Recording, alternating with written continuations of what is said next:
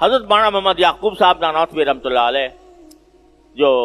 ہمارے اکابر علماء دیوبند میں سے ہے، میں نے ان کے بارے میں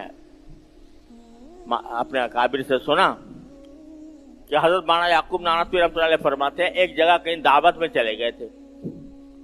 پتہ نہیں تھا کہ جو صاحب دعوت کر رہے ہیں ان کی آمدنی میں کچھ حرام بھی شامل ہے، اندازہ نہیں تھا، اگر پہلے سے پتا ہوتا جاتے ہی نہیں، لیکن چلے گئے، دعوت میں کھانا کھا لیا، کھانا کھانے کے بعد پتہ چلا، اور پتہ کس طرح چلا کہ فرماتے تھے حضرت مولانا یعقوب نانوتوی رحمۃ اللہ علیہ کہ کچھ کھانے کے بعد ایک دل میں تاریکی محسوس ہوتی، دل میں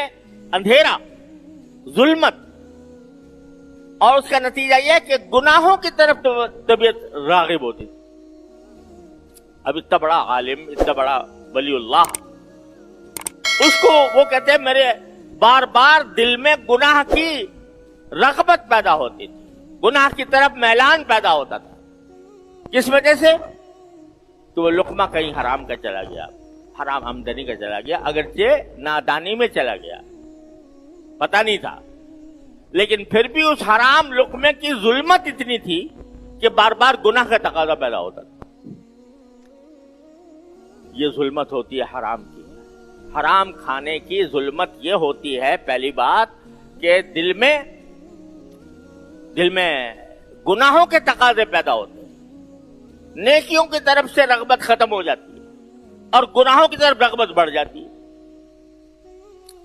اور اس کے نتیجے میں انسان اللہ بچائے گناہوں میں مبتلا ہوتا چلا جاتا ہے۔ یہ خاصیت ہے حرام کی۔ اور حلال کی خاصیت کیا ہے کہ حلال جب آدمی کھا رہا ہو چاہے تھوڑا ہی ہو لیکن حلال ہو تو اس کے کھانے کے نتیجے میں نیکیوں کی طرف رغبت ہوتی ہے۔ یا جو رسول کلوا من الطیبات واعملوا صالحا،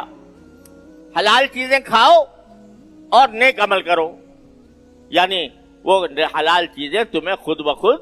آمادہ کریں گی کہ نیکی کے اعمال کرو۔ تو پہلی بات تو یہ ہے کہ بھائی کم از کم اپنے غذا کو تو حرام سے بچا لو، اپنے کھانے کو، اپنے پینے کو، اپنی زندگی کو۔ جس چیز سے تمہارا جسم نشو و نما پا رہا ہے، جس چیز سے تمہارے جسم میں اضافہ ہو رہا ہے، وہ کم از کم حلال کی ہو تو پھر مانگو، اور پھر مانگنے کے بعد اللہ تعالیٰ فرماتے ہیں کہ میں قبول کروں گا۔ اب